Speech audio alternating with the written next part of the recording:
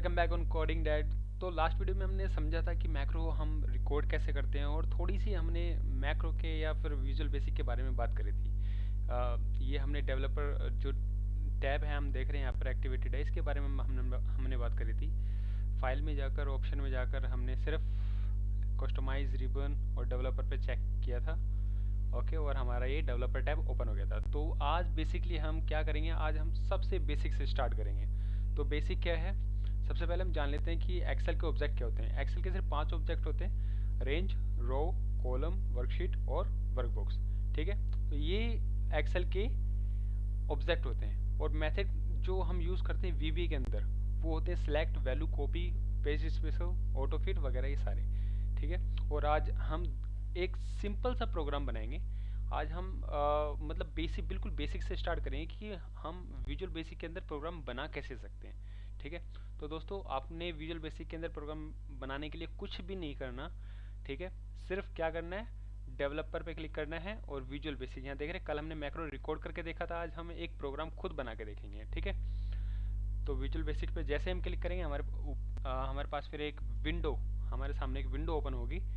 ठीक है, तो इसमें क्या है, देख रहे हैं कि यहाँ पे सबसे पहले ही मतलब एक विंडो ओपन हो गई जिसमें ये कह रहा है कि भाई आप कोड लिख सकते हो। ठीक है, तो सबसे पहले मैं आपको बता देता हूँ, ये होता है हमारा एक्सप्लोरर, ये होती है प्रॉपर्टीज़। अगर मैं इन दोनों को क्लोज कर दूँ तो ये अब आएंगे कहाँ से। ठीक है, तो सिंपल है, यहाँ पे मैं क्लिक करूँगा। ठीक है, प्रॉपर्टीज़ और ये एक्सप्लोरर। ठीक है, मैं इसको खींच के ऊपर भी कर सकता हूँ। बेसिकली इनका काम क्या है, ये प्रॉपर्टीज़ है, ये हमारी शीट की जितनी भी सारी, बेसिकली क्या है कि ये क्या बता रहा है, एक्सप्लोरर क्या बता रहा है कि मेरी इस वर्कबुक में कितनी शीट्स हैं। ठीक है, और इस सीट की क्या प्रॉपर्टीज़ है वगैरह ये सारी चीज़ें। ठीक है, तो बेसिकली अगर हम, हाँ, कोई भी प्रोग्राम हम अगर कोई भी किसी भी शीट में बनाते हैं तो वो सिर्फ उस सीट के लिए स्पेसिफिक होगा, यानी कि सिर्फ उस सीट के अंदर ही काम करेगा। यदि हम कोई भी प्रोग्राम शीट में बनाते हैं, जैसे शीट 1 में मैंने कोई प्रोग्राम बनाया तो शीट 1 में ही काम करेगा, शीट 2 में बनाया तो शीट 2 में काम करेगा। लेकिन मैं चाहता हूँ कि एक मैं ऐसा प्रोग्राम बनाऊँ जो मेरी पूरी वर्क बुक पे काम करे, जो ये मेरी पूरी वर्क बुक है इस पे पूरा काम करे। शीट 2, शीट 3, मतलब ऐसा कुछ ना हो, हर जगह काम करे। ठीक है, तो उसके लिए मेरे को क्या करना पड़ेगा, इंसर्ट के अंदर जाना है, मॉड्यूल पे क्लिक करना है, तो ये एक मॉड्यूल क्रिएट कर देगा। ठीक है, जिसमें हम प्रोग्रामिंग करेंगे। तो प्रॉपर्टीज़ में हम आके यहाँ पर मॉड्यूल का नाम भी चेंज कर सकते हैं, लाइक फर्स्ट। ओके, तो मैंने इसका नाम चेंज कर दिया। ठीक है, अब हम प्रोग्राम बनाते हैं। ठीक है, चलिए, तो सबसे पहले हम समझते हैं कि एक प्रोग्राम जो हम बनाते हैं तो उसके स्टेप क्या होते हैं। ठीक है, मैं अपनी लैंग्वेज में बताता हूँ। हम एक प्रोग्राम को बनाने के लिए हम एक्सेल के स्टेप फॉलो करते हैं। जैसे मैं यहाँ पर हूँ, ठीक है, और मुझे यहाँ पर पहुँचना है। ठीक है, तो मैं इसका स्टेप फॉलो करूँगा। ठीक है, अच्छा, कोई भी प्रोग्राम जो बनता है वो सब से बनता है, सब, और फिर उसके आगे फर्स्ट प्रोग्राम। ठीक है, मैं ये ले लेता हूँ, नाम आप कुछ भी ले सकते हैं। ठीक है, लेकिन आपने सब पहले लगाना है। ठीक है, इसमें अच्छा, विजुअल बेसिक सीखने के लिए कोई प्रोग्रामिंग बैकग्राउंड वगैरह होने की कोई ज़रूरत नहीं है, सिर्फ कोई भी सीख सकता है। ठीक है, तो इसमें कोई प्रॉब्लम वाली बात नहीं है। ठीक है, तो यहाँ पर हमारा प्रोग्रामिंग स्टार्ट हो गई है। अब हम इसमें इंस्ट्रक्शन देंगे कि भाई मेरे को स्टेप क्या क्या लेके जाने हैं, है ना। मान लो मेरा यहाँ पे है, C4 पे है। ठीक है, अब मैं इसको कह रहा हूँ कि A1 पे जाओ, तो मैं कैसे जाऊँगा, range A1 dot select. Okay, तो ये है मेरा रीसेट का बटन। ठीक है, मैं हर बार, अभी तो देखो मैंने कोई प्रोग्राम बनाया नहीं है, लेकिन हर बार कोई भी प्रोग्राम चलाने से पहले रीसेट बटन को ज़रूर दबाऊंगा। अगर मैं एक बार F5 करता हूँ, F5 बटन को दबाता हूँ तो वो एक बारी में ही प्रोग्राम रन कर देगा, लेकिन अगर मैं F8 करके दबाता हूँ तो वो एक एक लाइन को एग्जीक्यूट करेगा। ठीक है, जैसा आप देख रहे हैं। चलो, मैंने प्रोग्राम बनाया था, देखते हैं। यहाँ पे गया, ठीक है, इसने ये लाइन पढ़ी, ठीक है, इसको एग्जीक्यूट कर दिया। इस लाइन में क्या लिखा था, रेंज A1। अच्छा, रेंज का मतलब क्या है, रेंज का मतलब ये बता रहा है कि मेरे को मतलब सेल्स की रेंज। ठीक है, सेल्स की कौन सी रेंज पे मेरे को जाना है। ठीक है, और कौन सा रेंज पे जाना है, A1, तो ये A1 है। और मेरे को क्या करना है, इसको सिलेक्ट करना है। ठीक है, तो जैसे मैंने बताया था यहाँ पे ये मेथड है, ठीक है, सिलेक्ट। ठीक है, इसके बाद में वैल्यू यूज़ करेंगे। ठीक है, ये सारे मेथड है जो हम आगे आने वाली वीडियोज़ में या प्रोग्राम में यूज़ करेंगे। ठीक है, तो यहाँ से हमारी प्रोग्रामिंग स्टार्ट हो जाती है। हमें सिर्फ इस एक्सेल के स्टेप फॉलो करने और हमें कुछ भी नहीं करना, बिल्कुल सिंपल है, कोई भी हमें ज़्यादा टेंशन लेनी नहीं है। ठीक है, अभी जो मेरा सेल है वो कौन सा सिलेक्ट हो गया, A1, क्योंकि मैंने यहाँ पे लिखा है इसको रेंज A1 सिलेक्ट। अब मैं यहाँ पे क्या करता हूँ, मैं यहाँ पे बोलता हूँ रेंज A1 में डॉट वैल्यू, यहाँ पे मेरा नाम लिख जाए और जो स्ट्रिंग डालोगे वो डबल कोट के अंदर डालनी, मनीष कुमार। ओके, तो अब मैं यहाँ पर देखता हूँ कि क्या ही मेरा रिजल्ट आएगा। A1 सिलेक्ट ऑलरेडी सिलेक्ट है, अब इसने A1 में वैल्यू दी है मनीष कुमार। ओके, ठीक है, अभी आपको समझ में आ गया होगा, अभी धीरे धीरे आपको समझ में आएगा। ठीक है, फिर इसके बाद मैं क्या कहता हूँ, रेंज, एक मैं बेसिक बिल्कुल सिंपल सा फॉर्मूला बना रहा हूँ। फिर ये A2 पे जाए, A2 को सिलेक्ट करे, फिर रेंज A2 डॉट वैल्यू, क्या वैल्यू हो उसमें, सपोज कोई भी वैल्यू ले लेते हैं, लाइक हिंदी ले लेते हैं। ओके, हिंदी। ठीक है, सेम मैं दोबारा करता हूँ A3 के लिए,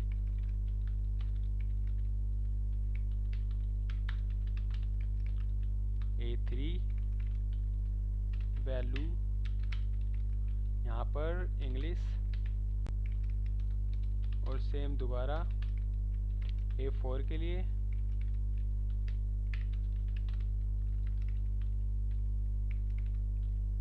वैल्यू, और यहाँ पर क्या मैथ ले लेते हैं, मैथ्स। ओके, अब हम देखते हैं कि हमारा जो प्रोग्राम है वो, चलो मैंने यहाँ पर D5 पे लेके आ गया हूँ मैं। ठीक है, अब हम स्टार्टिंग से देखेंगे। सबसे पहले मैं रीसेट कर लेता हूँ उसको। ठीक है, फिर मैं F8 दबा रहा हूँ, एक एक करके मैं F8 दबाऊंगा। अगर मैं F5 दबा दूंगा तो जो मेरा प्रोग्राम है वो एक ही बारी में ही रन हो जाएगा। तो आपकी मर्जी है, यदि आपको एक ही बारी में रन करना तो एक ही बारी, यदि आपको लाइन बाय लाइन चलना है तो आप लाइन बाय लाइन, क्योंकि मैं आपको दिखा रहा हूँ तो इसलिए मैं लाइन बाय लाइन कर रहा हूँ। ओके, सो इसने रेंज A1 पढ़ी, ठीक है, वो सिलेक्ट कर दी इसने। फिर मनीष कुमार, फिर रेंज A2 पे गया, हिंदी, इंग्लिश, फिर मैथ्स। ओके, यहीं तक वैल्यू थी, उसके बाद प्रोग्राम एंड हो गया। ठीक है, लेकिन मैं क्या चाहता हूँ, मैं इसमें और प्रोग्राम, मतलब एक देखो सिंपल सा एक प्रोग्राम ऐसे ही बनता है। ठीक है, फिर इसके बाद मैं चाहता हूँ कि रेंज B2 सिलेक्ट हो जाए, रेंज B2 की वैल्यू क्या हो, वैल्यू मैं नंबर से देता हूँ, मतलब मार्क्स दे देता हूँ 35। ठीक है, और जो आप इंटीजर है वो आप उसको ऐसे ही डाल सकते हैं, सिर्फ स्ट्रिंग में आप हमने डबल कोट के अंदर डालना है। ठीक है, रेंज, अच्छा मैं आपको एक चीज़ और बता दूँ, जैसे मैं ये लिख रहा हूँ कैपिटल, जो कैप्स लॉक है मेरा वो ऑन करके लिख रहा हूँ, इससे मेरे को बड़े फ़ायदे होते हैं, वो मैं आने वाली वीडियो में बताऊँगा आपको। आज सिर्फ, और आपने ज़्यादा टेंशन नहीं लेनी, बिल्कुल बहुत ज़्यादा इजी है। अगर आपको समझ में ना आए तो मेरे को बता देना, और अगर आप चैनल पे नए हैं तो मेरे चैनल को ज़रूर सब्सक्राइब करना।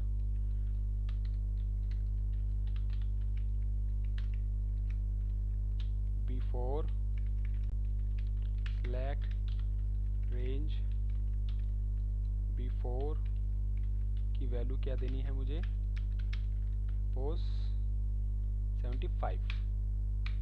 ओके, सो चलो इसको अब मैं क्या करता हूँ, मैं इसको हटा देता हूँ, दोबारा से रीसेट मैंने अपना प्रोग्राम कर दिया, और F8 मैं दबाता हूँ एक एक करके लाइन बाय लाइन। ओके, सो मेरा आ गया B2 पे 35, 70, 75। ओके, तो गाइज अब मैं चाहता हूँ कि जो भी मेरी वैल्यू आई है, ठीक है, यहाँ पर जो भी है जितने भी मेरे मार्क्स हैं ये सारे के सारे नीचे टोटल होकर आ जाए। तो इसके लिए मेरे को क्या करना है, उसके लिए बिल्कुल सिंपल है। ठीक है, मैं एक लाइन का फॉर्मूला और लिखता हूँ, सॉरी प्रोग्राम और लिखता हूँ, B6 में लिखता हूँ मैं। B6 में मैं कह रहा हूँ B6 को पहले सिलेक्ट करो, रेंज B6 वैल्यू, B6 के वैल्यू में मुझे क्या चाहिए, मुझे टोटल चाहिए इन सब का। तो टोटल करने के लिए मुझे क्या करना है, टोटल करने के लिए गाइस मेरे को कुछ भी नहीं करना। ठीक है, सिर्फ B2 B3 B4 की सिर्फ मेरे को वैल्यू डाल देनी है। और वो कैसे डालेंगे, range B2 dot value plus range B3 dot value plus range